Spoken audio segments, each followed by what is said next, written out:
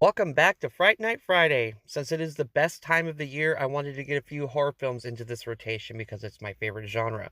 Tonight, I'm doing something a little bit different. I'm going to be talking about both Smile films, written and directed by Parker Finn. I didn't have a channel when the original Smile came out, so I thought that I would get both out of the way so I can be fully caught up. There will be spoilers for these movies, and in case you want to avoid those, I will be talking about them at this point here in the video. So if you don't want to know spoilers, then that is your warning. So the original Smile came out in 2022 and had one of the better marketing campaigns I have seen in recent years. It has such a simple hook with everyone having these fearful looking smiles on their faces, and I couldn't help but wonder why someone hadn't thought of this before. But maybe they were worried it would tread on the Joker's territory. I honestly don't know. Anyway, the first film stars Sosie Bacon, who becomes traumatized after watching a patient commit suicide. Then she starts seeing random terrors around her, along with creepy people smiling, and she must deal with her past in hopes that she can survive this unexplainable terror. I won't go beat for beat because this movie is 2 years old, but I will say that I think this movie is wonderfully shot on an artistic level with nice looking sequences. The opening sequence with the patient is incredible. I was so hooked after the first 10 or so minutes. The film does a great job of setting its tone, and mixes well with the horror that is going on in it, such as more bright textures at the main character's sister's place, to the white sanitary look at the mental facility, and on and on and on. I can praise the look of this film all day long. The movie also has great sound design, and you can tell that it has some weird, ugly, unsettling sounds going on during the WTF moments, and it works very well. Sosie Bacon does a good job as Dr. Rose Carter, a woman that just saw something I'm not sure anyone would ever want to see, and you believe her mental collapse throughout the movie. She sells it very well. I also think Kyle Gallner is a good actor, and he does the best he can in this movie. I also saw him in Strange Darling, and, well, I will review that film very soon, so please look forward to that. Unfortunately, that's where the praise stops, because I think this movie is all about style and not much else. The film's script is just supremely weak. I normally can take scripts in horror films as weak as long as everything else surrounding it is solid, such as jump scares and the visual looks and the characters, etc. But for some reason, the script in this one is just so weak. This movie takes itself so seriously and wants you to follow its dark tone and have a spooky fun time. Still, every single character is archetypes of hundreds of other characters I've seen in many other horror films. There are the cops in the film that automatically use the dialogue that everyone in this mental facility are sickos or fucked up in the head. I could compare that to the cops in Seven or Girl Interrupted and so many other movies. There's a stereotype that, of course, the female doctor dated the cop. How many times have we seen that? I literally paused the movie during that time and went to someone that I was watching it with and said, "Doesn't this happen in every other horror film that we see, it seems?" And he says, "Yeah, you know what? I think you're right." There's the fiance who doesn't believe her and decides to betray her trust. Again, archetype after archetype. I could go on, but you get the idea. They work as just popcorn horror film characters with nothing beneath the surface, but if anyone watches a decent amount of horror films, it is very annoying. My other biggest complaint with the film has to do with the ending, which I will talk about in spoilers, but I will just say here that if anyone saw the critics' complaints with the slasher films of the 80s and 2000s, my complaint is in line with those viewpoints. Overall, I think Smile is a beautifully shot, great intentioned mess that is written at the most basic level. It has good actors at the helm, but just like Longlegs from earlier this year, good actors only take you so far when the script itself is this weak. I really like the premise, but it just didn't amount to much of anything. Also has about 90 minutes of material spread to almost 2 hours, and there are parts where you can feel the movie dragging its heels. If this movie hadn't been so successful, I would have rated it and never thought about it again. But as it stands, it's a well-meaning film that is deeply, deeply flawed. I give Smile 2 stars out of 4. Thankfully, the sequel is way better. Just in case anyone was worried this is going to be me just complaining about this series for this whole video, not so fast, because the second film is a good movie that makes the first one look like a warm-up act. This one stars Naomi Scott as Sky Riley, a famous pop musician who is involved in the Smile curse, and now she must figure out what is happening to her while also facing her past before she loses her mind. I still have many issues with this movie, and I'll talk about those in a moment, but let me start with why this film worked for me where the first one did not. It's Naomi Scott here that makes this movie. It just is. She gives a great performance as this famous paparazzi-filled musician. It could have been so easy for this character to just be lost boilerplate musician, and maybe some of the writing for the character is, but the eyes of Naomi Scott help you believe the plight of this woman. It's a very, very good performance. You see how much pressure she is put under being in the public sphere, and how that is a gaping maw that will never be satiated. Every time people gravitate to a star, that star is most likely on a time limit regarding being in the zeitgeist of someone everyone is talking about. Even the famous musicians from years past have faded away a little bit, and a new star has taken their place. I like this idea of balancing this horror of the curse with the internal struggle of someone who is also famous and recovering from an accident a year earlier. The movie is about 10 minutes longer than the first one, which I was dreading, but this time the runtime feels earned. We spent a lot of time with this musician and the circle around her, and it does a great job of allowing time for the plot to breathe and lets us empathize with Sky Riley for her plights and her trauma instead of expecting us to just accept flashbacks as acceptable exposition. If you thought the first film was well shot, and it was, this sequel is shot so much better and is one of the best looking horror films of the year. I could tell a lot of craft and care went into shooting this movie. The supporting cast is fine for what they need to be, but they're basically nothing burgers except for Sky's relationship with her mother and her best friend. Also, this is a slight spoiler, but the boyfriend that was involved in the car accident with Sky is played by Ray Nicholson, the son of Jack Nicholson, and he can pull off some of the best looks his father can, and that made me so happy. Smile 2 has more infrequent jump scares than the original.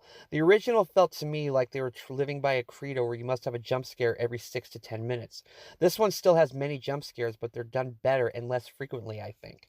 Unfortunately, there are things that still really bother me about this movie, and I have to talk about them.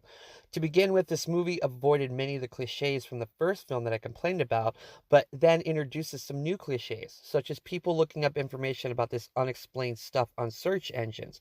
And I've seen that in many movies dating back to the mid 2000s. Yes, I understand that it's 2024, and that's what most of us do when we want information. But there has to be a better way to give exposition to the audience. And speaking of exposition, there are still too many scenes where there's expository dump going on, such as people saying things to identify themselves or a relationship they have with another character, and it just seems so out of sync with what the rest of the movie is trying to do with letting the audience discover through time who is who. Also, the smiling people is used very well in making a horrifying statement, but if there is a third film, Parker Finn is coming dangerously close to making it a gimmick and not in a good way. There's a scene where a lot of people are staring at the main character, smiling and miming her every move, and I thought that was very effective. But if you go any further than that, it may end up becoming a parody of itself. There's also still, like in the first film, way, way too many dream sequences. I don't mind the questioning of what is real and what is not, but using dream sequences to explain people's backstories really rubs me the wrong way, and I thought the cliche was largely left back in the 1980s. There's at least 3 of them in this movie, and I was rolling my eyes at them because it's there for cheap thrills, backstory, explanation, and nothing more. Despite my complaints, I think this movie is better than the first Smile in every way. I'm so glad Parker Finn took the success of the last movie and improved his craft as both a writer and as a director. Okay, I can't talk any more about this without getting into spoilers, so I'll just say if you liked the original Smile, odds are you're going to love this movie. I give Smile 2 3 stars out of 4. Okay, now into spoilers. I'll give you one last warning here, so stop here if you don't want any. Ready? 3, 2, 1, here we go. So the ending of the original Smile sees the main character return back to her childhood home, and she believes that if she dies alone, then the entity can't be passed to another person. Okay, first off, this idea is straight out of the movie Fallen from 1998 with Denzel Washington.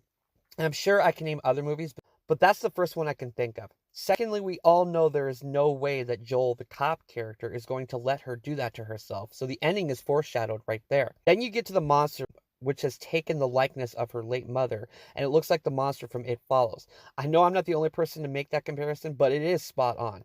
Then her being taken over by the entity and setting herself on fire in front of Joel felt extremely nihilistic for an ending. And I say that not minding nihilistic endings as long as they are in service of something. This felt like it was in service of nothing because we learned nothing about the entity or what is going on. It felt like 2 hours being gaslighted just to let me know that it was one big middle finger if you want cohesion of everything that preceded before it. It felt empty and hollow and left me very frustrated. But then I read an interview with Parker Finn where he said something along the lines that he wanted to save information about the entity until later stories because he doesn't want to reveal too much too soon. That's fine, and I respect that because it's his baby, but couldn't we at least get a dangling carrot that we can chew on after the film is over? It really soured the experience for me. The second one doesn't answer anything about the entity either, and that also frustrated me because I just want hints. I don't need it explained to me yet because after that ending, we are obviously getting a third film here. But something that can at least peel the curtain back a little might have been good, but maybe that's just me. The opening sequence of the second movie is done so wonderfully.